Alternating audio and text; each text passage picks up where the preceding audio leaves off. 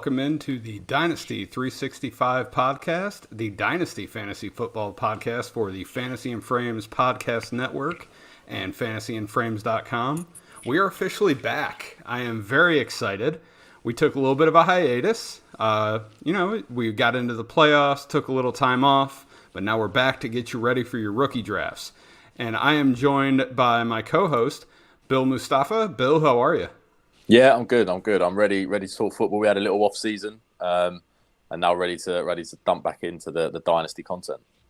All right, and a newcomer to Fantasy and Frames, and our first-time co-host, Stacy. How are you?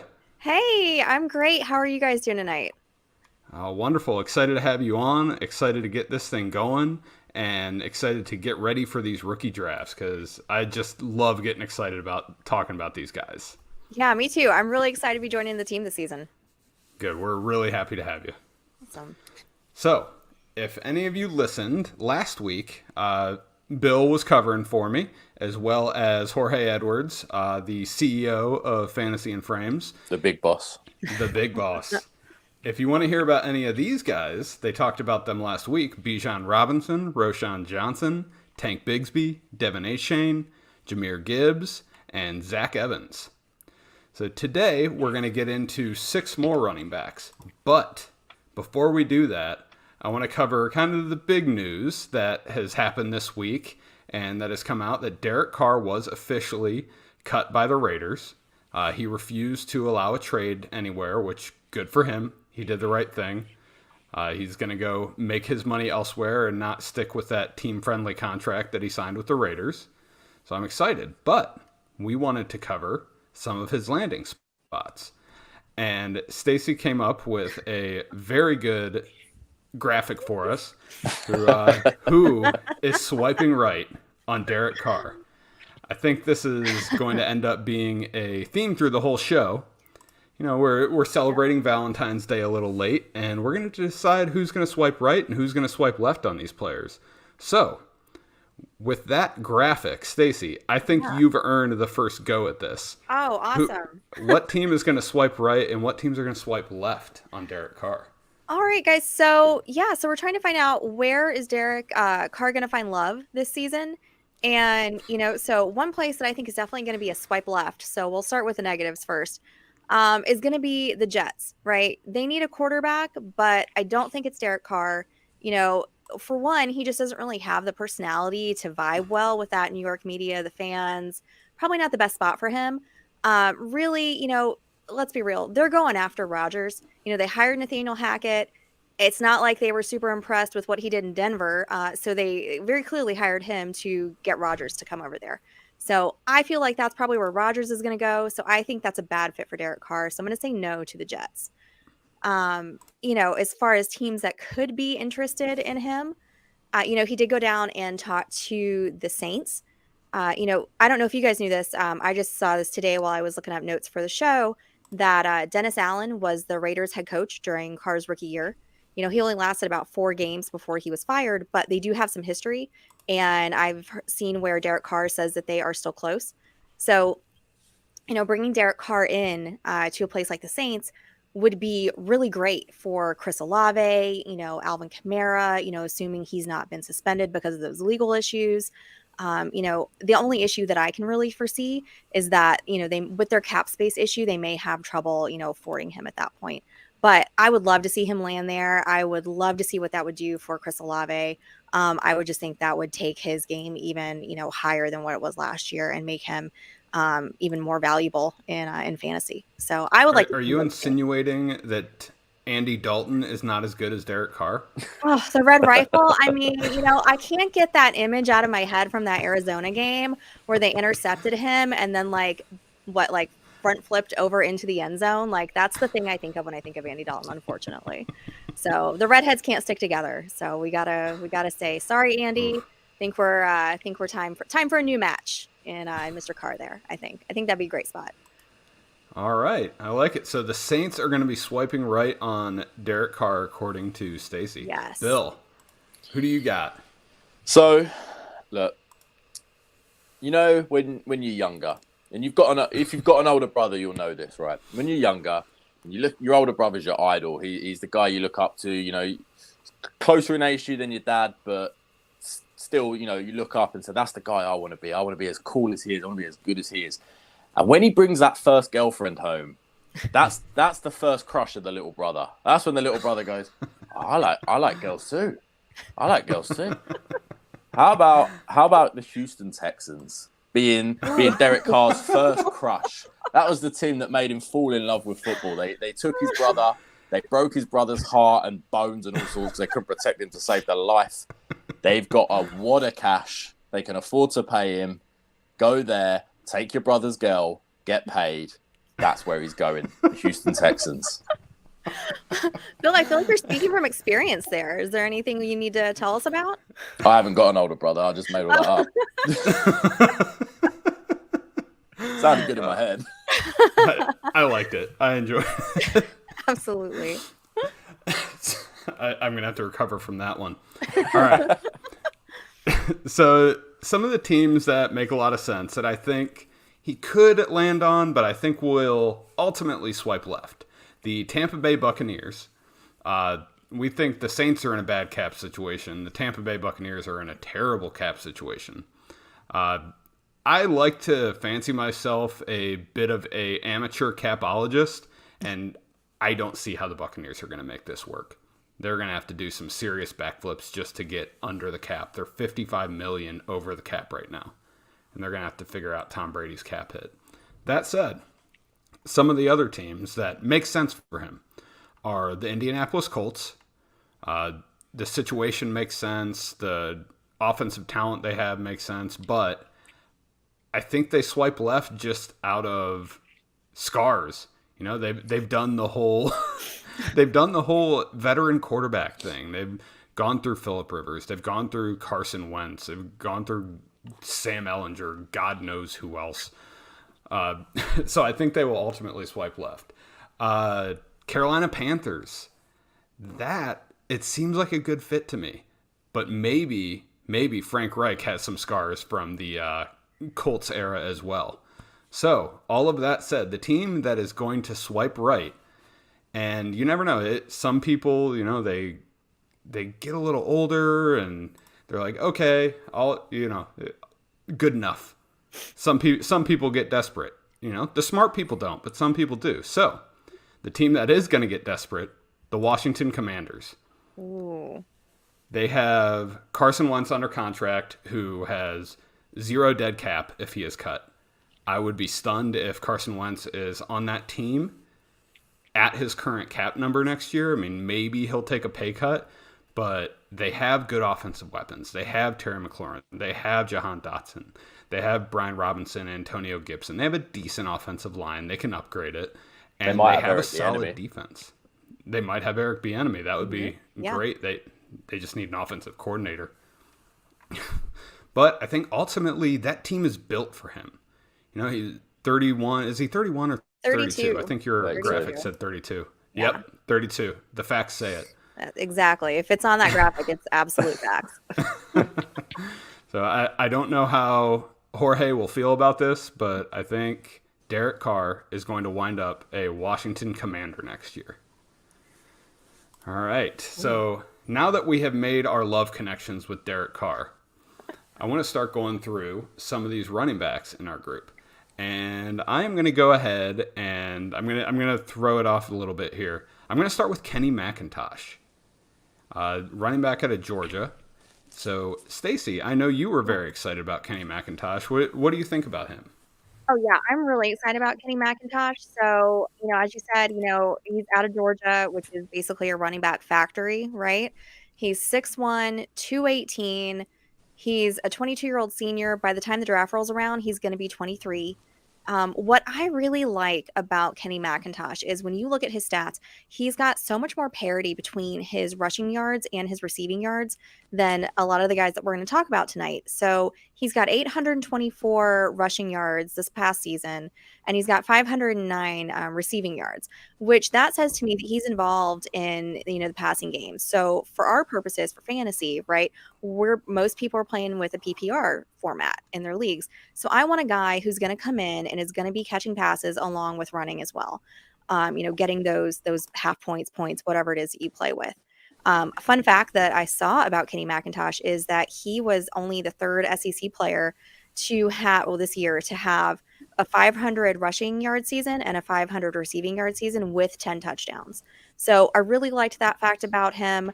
Something else that, is not to be taken lightly, he comes from Georgia, right? So he's been playing behind DeAndre Swift, Zamir White, James Cook, those guys. He didn't really have a big role in that offense until this past year because of that. So he doesn't have a lot of wear on those tires. He's got fresher legs than a lot of guys his age that are going to be coming out. So I'm excited about him in fantasy. I'm excited to take him in a draft, after those top running backs are going to be going, your Bijans, those guys. I'm really looking forward to taking Kenny McIntosh, and I'm excited about this player. All right.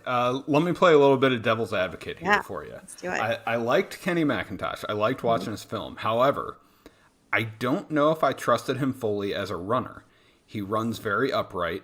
He's not that big of a guy, 6 foot, 210, something like that. So 6 foot 2. He's a little bit, lighter in the pants. So I don't know if he's going to be great at running between tackles. That said, when he's catching the ball, it's not flare routes. It's not screen passes. He's coming out of the backfield and he's running seam routes. He's running dig routes. He's running real routes.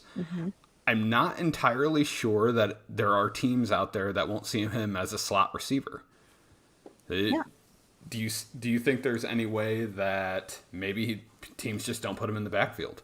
Yeah, I mean, that could definitely happen. And you know what? I'd still take him there too, because I think that, he's got great talent. And, when you get down to it, you're drafting guys like this, like you're hoping that they're going to hit when the injury bug hits, right? They're not being drafted to be starters. So, something happens to somebody further up on the, in the food chain. You want somebody who's going to come in, who's going to be dynamic and going to make a splash. And whether it's in the slot or whether it's as a running back, I think he's got a good chance at being that kind of player. All right. I like it.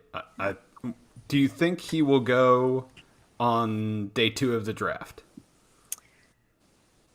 Potentially day 2.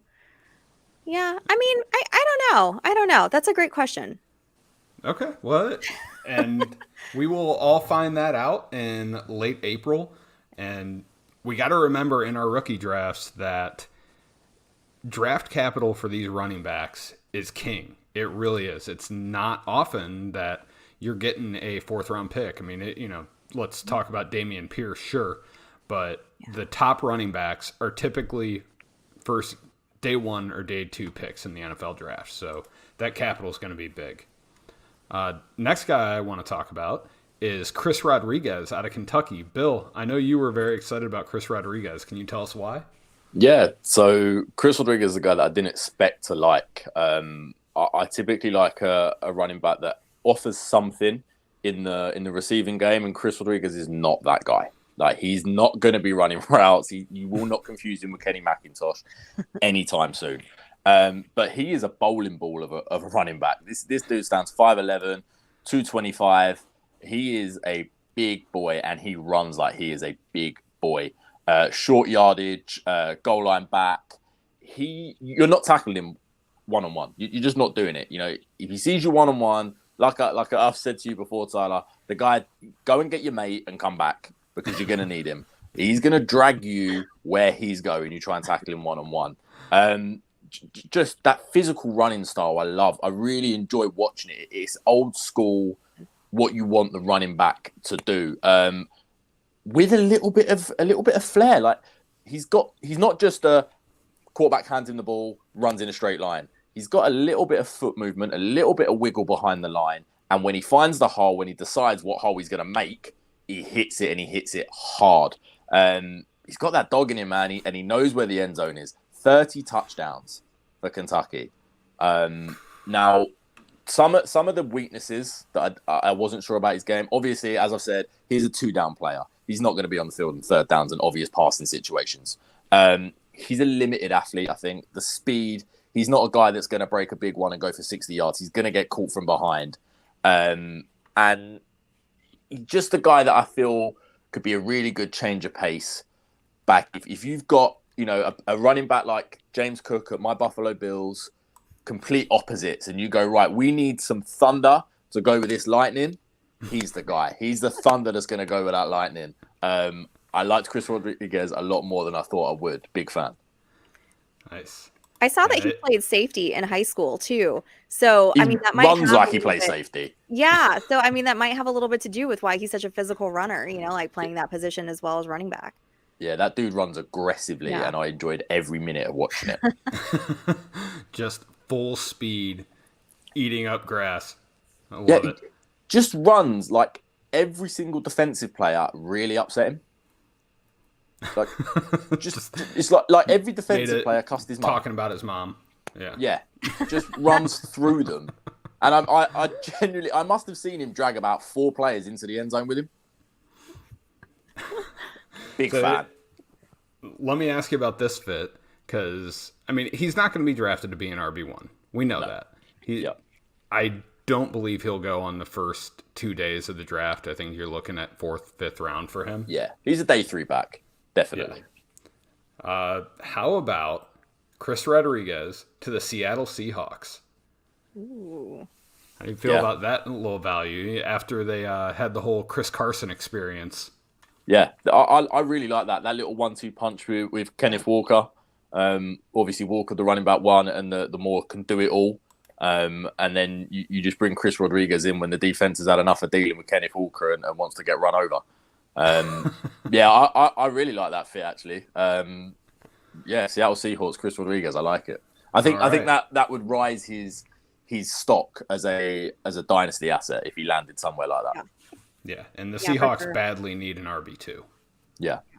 And no RB1 gets injured every year, so it's brilliant. Every year. It never fails. Right. It's the curse. All right, next guy we're going to talk about is, Mo Ibi. So Mohammed Ibrahim out of Minnesota. So 5'10", 210. He's a pretty big boy. He broke out his freshman year, 1,160 yards his freshman year. This dude puts in work. He's not a pass catcher. He totaled 22 receptions in 5 years. Whether they didn't want him to or whether he can't, 22 receptions in 5 years tells me that he probably does not have that skill set.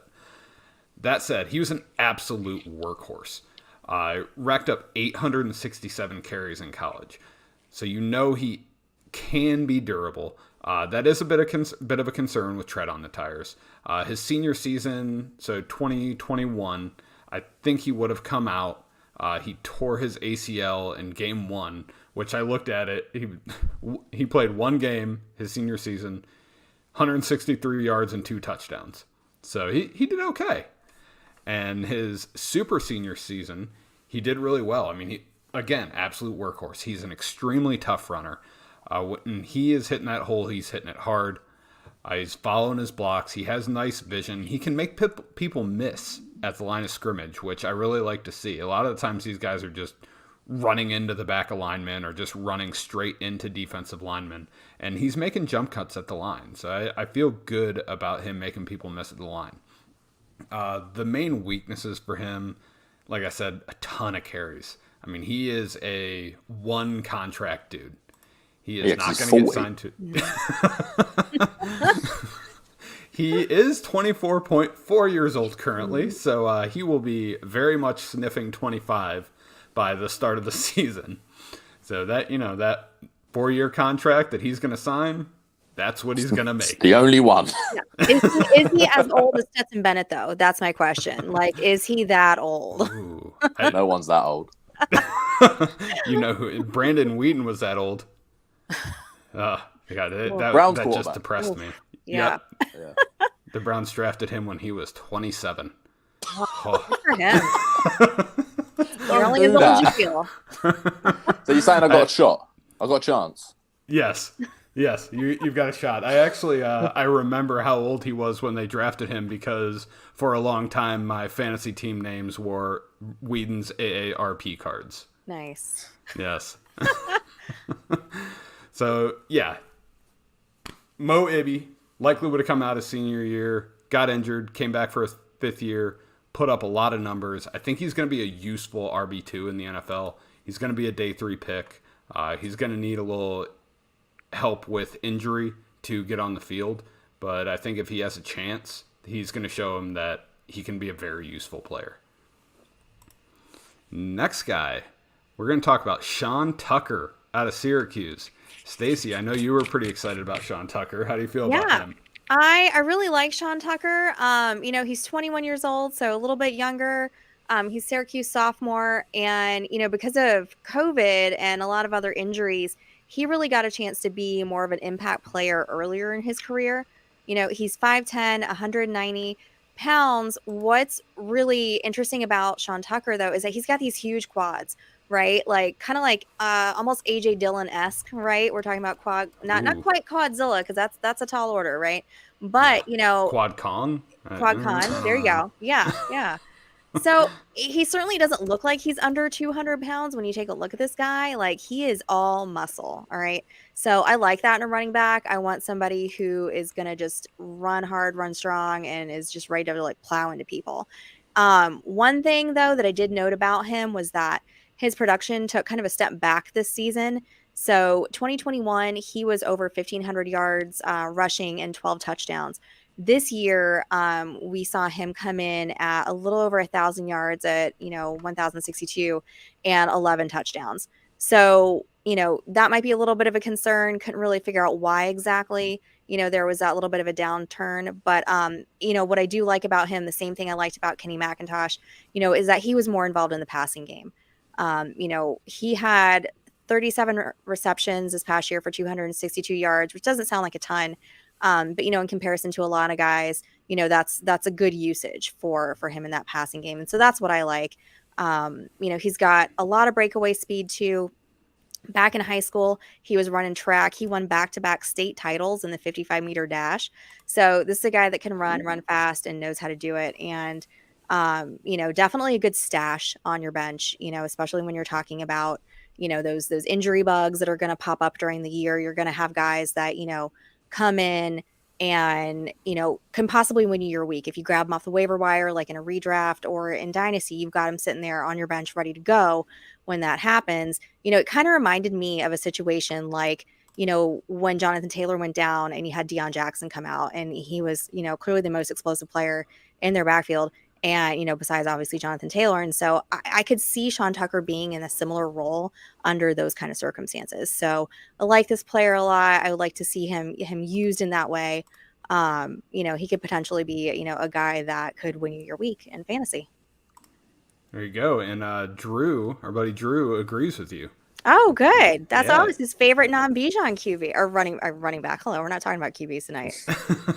Well, other than Derek Carr. Other than Derek, Derek Carr's special. So, favorite non-Bijan running back. That is a strong take that I'm going to have to discuss with him. He doesn't with the watch heart eye Alabama emoji much. too. So he really meant it. He's got that heart eye emoji on there. All right, next up, we got someone that is very exciting, that Bill is very excited about. Israel Abanikanda out of Pittsburgh. I'm so happy you said that. I'm not going to. I'm going to call him Izzy. Just because I don't want to offend the man, because he's scary. Okay. This dude, you need to go and watch him. That's what you need to do. You need to just type his name, if you can spell it, into YouTube and just watch what this man can do. Size and speed combination. This dude's 5'11", 215, and runs like the grass pissed him off. Just so fast. If he gets through the gap, if he finds the crease and goes, good luck. You're not catching him. You're not catching him. It's not happening. I can't remember who it was against. I wish I could. I remember he breaks through to the second level, turns the heaters on. The safety is about 20 yards in front of him, trying to figure out what angle to take to tackle him.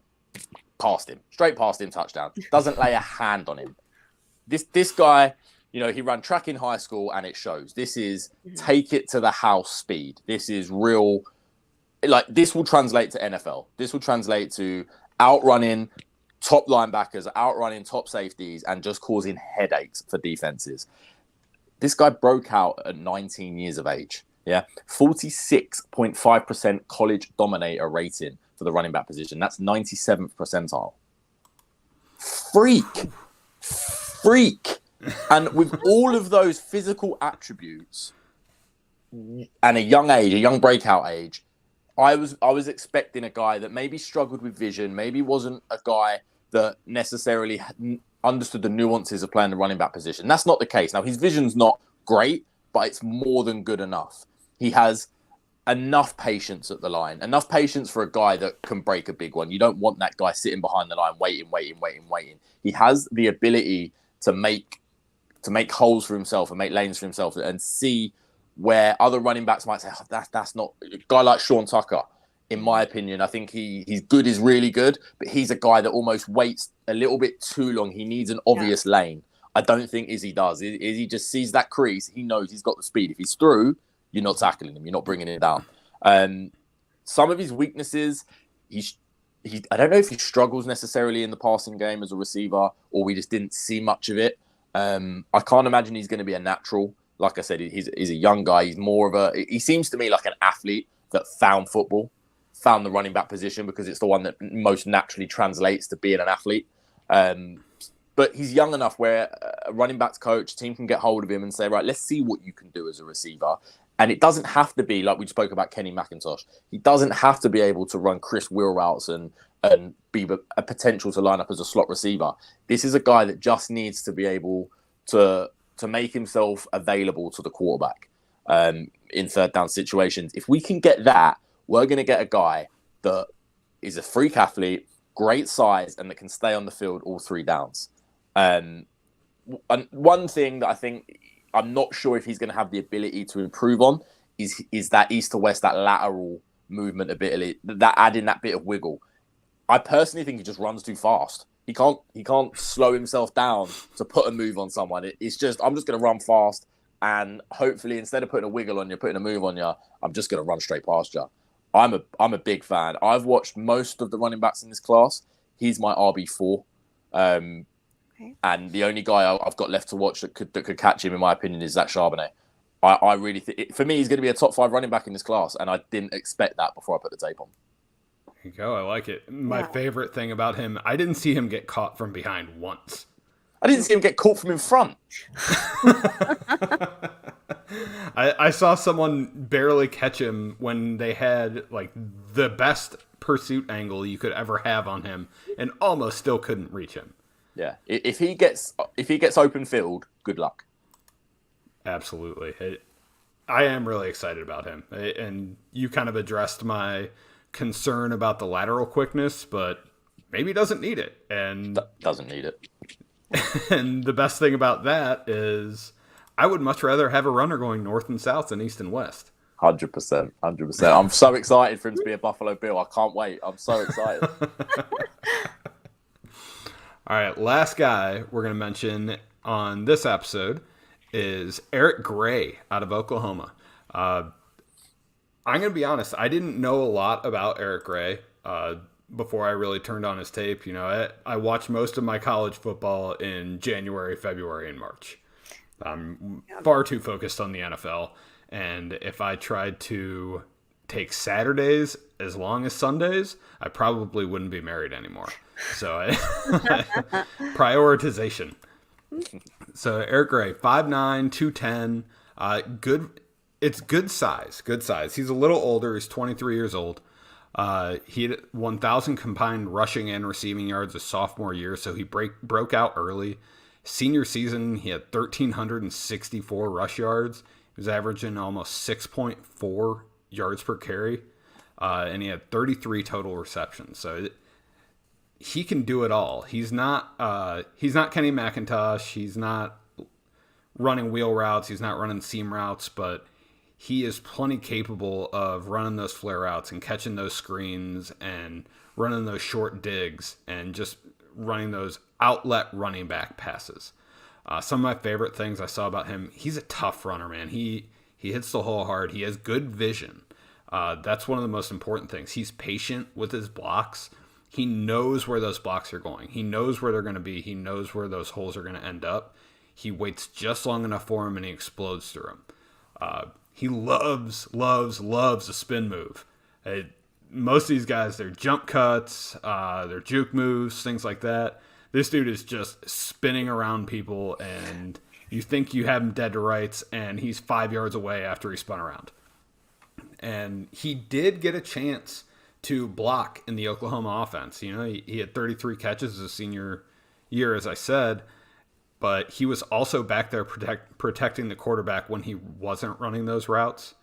Some of his weaknesses, he can catch the ball well. I don't know if he's a supernatural catcher of the ball. It's very important when you're a running back to be able to run those flare routes and catch the ball while looking at the quarterback and then turn around immediately before a safety comes up and tries to decapitate you. So hopefully he can improve on that. The patience that I was talking about, it's a huge asset. Sometimes he can be a little too patient. It's to the point of just get north and south. Just get back to the line of scrimmage or get that 1 yard. Don't worry about getting a 5, 6, 7 yard gain. Just don't make it negative. And he has good speed, not great. He's not Izzy A. He does not have that breakaway speed. He's not just going to absolutely torch everyone. Yeah. And his tough running to the point where sometimes he doesn't want to go down. You know, when you're watching someone run and they're just fighting for that extra yard and you're just screaming at the TV, go down, or the ball's about to get punched out of their hands. I saw that once or twice, but that can be coached. So Eric Gray, I'm really excited about him. I have not finalized my rankings, but I'd say he's going to be in my top 6 or 7, something right around there. Mm-hmm. So I'm feeling good about it. You guys have anything else you want to throw in on Eric Gray or any of these other running backs? Yeah. So like, what you were just saying, about like him like going down, because you're worried about, the ball coming out. He only had 1 fumble all season. So even with that, he's hanging on to the ball, is not really a threat that's going to happen for him. So I like that about him. And just a little fun fact that I saw about him. He was the first ever 3-time Mr. Football in the state of Tennessee. So I just thought that was a cool stat. That means he just dominated in high school, all, sophomore, junior, senior year. I just thought that was a really impressive stat for him. Yeah. He's poor Rocky Top. Can't even keep these guys in state. Nope. He's a guy I liked a lot more on tape than I thought I would. Mm-hmm. I didn't expect to be a big fan. Watched him on tape again. The vision just popped. He was a guy. He's almost probably it's up there as one of the most natural in the class. Like he feels like he was born to play running back. And like I've said to you, Tyler, that I don't know what you guys in the States call it. Us Brits, especially us rugby playing Brits, a plant and go. Like that ability. That's what we call it. Yeah, to plant his foot in the ground, go the opposite way. And the amount of times I see him do that, the safety comes in, thinks he's going to hit him in the hole, left wondering where he's gone. He's already in the end zone. Love that ability to put a move on and beat a man, because he's not the biggest of backs. He's not a guy that's going to, drop his lid or drop his pads and run a guy over. But to have that ability that when he gets to the second and third level, that he can put a move on to gain extra yards. He was a guy I really liked. It was just that long speed for me. I wonder if he's got that sort of home run hitting ability. And I think that could be what caused him to maybe be a guy that's taken at the end of the third round as opposed to the end of the second round. And obviously when you're talking about rookie draft, stuff like that makes a big difference. Yeah, the long speed was a little bit concerning for me because he just wasn't breaking away. Flat out was not. He was getting caught from behind every time. It looked like he was slowing down. Man, those first 15, 20 yards, though, he can fly. Yeah, he's good. Yeah, he's good. Yeah, he really can. All right. So that is all the running backs we're going to cover this week. Next week, some of the running backs we're going to cover: Zach Charbonnet, Kendre Miller, Tyjae Spears, which seems to be everyone's favorite draft crush, Chase Brown, Dwayne McBride, and Cameron Peoples. I don't know. We might come up with some more. I don't know. Since that's going to be our last running back episode, I want to make sure we get in everyone that everyone wants to talk about and really cover these guys for your rookie drafts and make sure you're ready for it. So thank you so much for listening. Please visit our website, go to fantasyandframes.com, subscribe to our YouTube channel, Fantasy and Frames on YouTube, and subscribe to the pod. So all of our podcasts are now going to be coming out on the Fantasy on the Fourth and Frames podcast feed, the mothership. So we're going to have the Daily Fix on there. We're going to have Shoot the Gap on there. We're going to have Dynasty 365 on there. So please subscribe to that feed and just let all of the content that we're about to release just inject it into your veins. Please do that. We're going to wash over you. Just all of it. Wash over you, inject it into your veins, however you prefer to imbibe. So that said, thank you so much for listening. Bill, thanks for joining me. Stacy, thank you for joining. It was a pleasure having you on, and I look forward to many more episodes and getting ready for this NFL draft in April. So everyone, thank you.